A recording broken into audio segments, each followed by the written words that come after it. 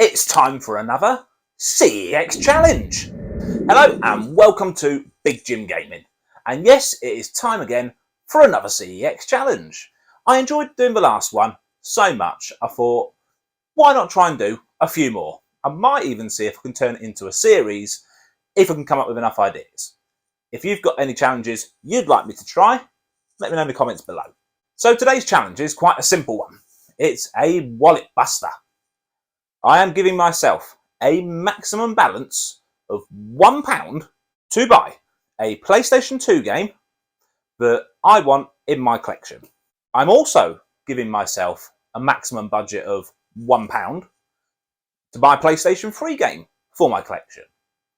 And finally, with the PlayStation 4, well, you're not going to get a game for a quid there, are you? So I'm going to allow myself a maximum budget of £3. However, here's the catch with this one. I'm going to get the cheapest PS4 game in the shop. Let's see how we get on, shall we? And I'm back. Right, I feel I've been rather triumphant, actually. So this is actually being recorded much later in the day because I bought the games and I wanted to have a bit of a play with them first so I could tell you about them. Let's see how I did. First of all, the PlayStation 2. Now, I knew this one wouldn't be difficult because there are actually a huge amount of PlayStation 2 games for a quid or maybe £1.50, and you'd be surprised how good they are. The only thing I had here was I've already got a lot of the cheaper games in my collection because it was a good way to boost it up. So, sticking to the rules of maximum budget, £1, and something that I actually want in my collection, I decided to go for something completely different, a series I've not played before. And I bought Transformers for the PS2. Now, there's been quite a few Transformer titles. This is based on the films, like a lot of them are. This one is Revenge of the Fallen. And obviously there was a film by that title as well, so you know which one it's based on. Sticker's still there, so you see, it was £1 as per the challenge. I played this for about an hour, and I've got to say, it's a very mediocre game. I played it for an hour, and I had a good time with it. You basically have two sorts of levels. You can play as either an Autobot or a Decepticon. You could either play as a robot, or in the robot form, I should say, where you're shooting your guns and you're basically trying to, almost Street Fighter-esque, defeat the other ones on your way to getting to your goal. And you also get the vehicle modes, which are a little bit like an on-rails shooter, but a little bit more freedom than that. You get to play as the vehicle, and if you've got enemies behind you, you then transform to your robot form to beat the enemies behind you. And it's all shooting. It's all shooting mechanics there. The problem is, I've pretty much told you the entire gameplay there. That's all there is to it. After an hour, I don't want to say getting bored, because it wasn't a bad game. And graphically, I've got to say, PS2-wise, pretty good. But it was very repetitive. The vehicle bits were definitely, to me at least, the highlights. However, even they were very repetitive.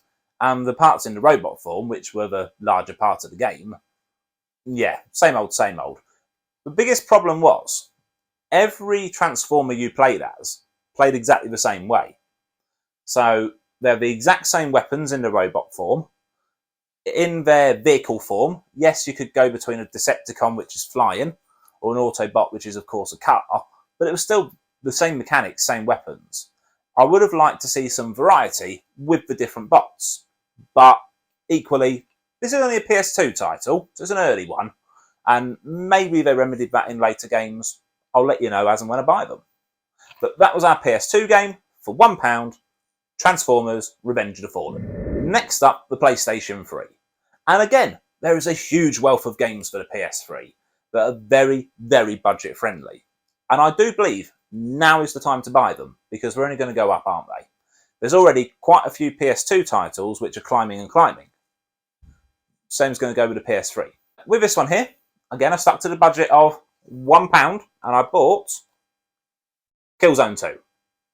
Now, you might say this is a bit of a more predictable one, because it is a bit more of a mainline title. It's not a licensed game like Transformers.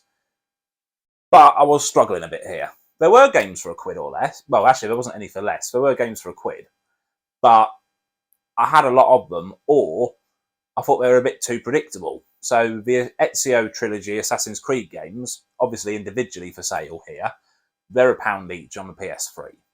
The first Uncharted game, £1 on the PS3. But I had them when they were new, when they first came out, so I don't want them again for my collection. So I did have to search through. But Killzone 2, I haven't actually played this one. I played the first Killzone on the PS2, and I also played the Killzone which came out for the PS4, one of the launch titles. Can't remember which one it was. I don't think it was Killzone 3. It was called something else.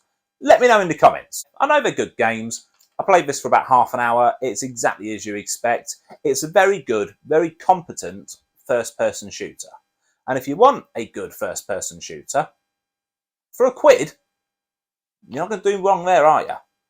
Also, on a side note, one of the best games for the entire PS3 library, Heavy Rain, was only £1.50. If you haven't got that one, pick it up. It's one of the best PS3 games you'll get. And finally, we go to the PlayStation 4. Now, I was quite lucky. The shop wasn't very busy this morning. So I actually went up to behind the counter to a chap I've dealt with before, explained to him I'm just trying to do a bit of a challenge for my YouTube, and asked him what the cheapest PS4 game was he had. And not only did he know, he had it in stock. And it was this. Ta-da! Hidden Agenda. This game hasn't got the stickers on it because he hadn't actually put the stickers on it. He'd only got it in trade the previous day.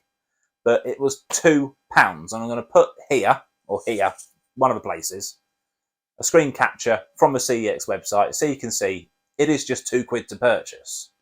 And I've got to say, of the 3 games I've purchased, this is my favourite by far. It's an episodic adventure game, so it's a bit like your Until Dawns, your Heavy Rains, Indigo Prophecy, that sort of thing, where you're playing a story as opposed to being a shooter or a brawler. I like that. I like that style of game. The graphics on it, absolutely stupendous. Loved them. Really impressed. And the way you play it is a little bit different. Now, I only played this for about half an hour. You download an app for free on your phone, iPhone or Android, and that's what you use to control the game. You make choices as you go. You choose it with the app on your phone. This isn't designed, really, as a single-player experience. It's designed to be played with friends, so that way you all have the app on your phone, and it's majority rules on the choices. So if there's an odd number of you, this works really well, I'd imagine. So 2 of you make one decision, 1 person makes the other, you go with the majority every time. If there's a draw, there are systems in place as well. There's also ways that you can get cards which enable you to take over and make the ultimate choice so the others don't have a say. There's some really, really good mechanics. I would say that as a party game, not only does this seem to have, and I'm only going from half an hour's play here, but not only does this seem to have a really good story, awesome graphics, the mechanics make it really good fun. I'm really looking forward to playing this with at least a couple of people, so we've got an odd number, and I can see this being really engaging and interactive because you'll be discussing choices as you go, or they're not too long because they are time sensitive. You'll be making decisions, and I can even see a few enthusiastic discussions about whether the right decision was made and whether you're using your brain or not. I think this is a really good game. Hidden Agenda is a hidden gem to me. If you like playing games with friends, local co-op, give this a go. I'm really pleased to have this. And there we have it. So I went out and purchased a PS2 game for £1, a PS3 game for £1, and a PS4 game for £2. £4! 3 games. It just goes to show, if you want a new game to play this weekend, you don't have to break the budget. Hell, you'll get change from a £5. I hope that's been useful to you. There's a lot of other games out there as well within the price range. Let me know some of your cheap favourites. You never know, I might not have them, and I might pick them up. Thank you very much for joining me. Let me know your suggestions for future challenges I can do. I really want to do a bit of a series here, but I need your help with a few ideas. More videos to come, as always. So until next time, watch this space. See you soon.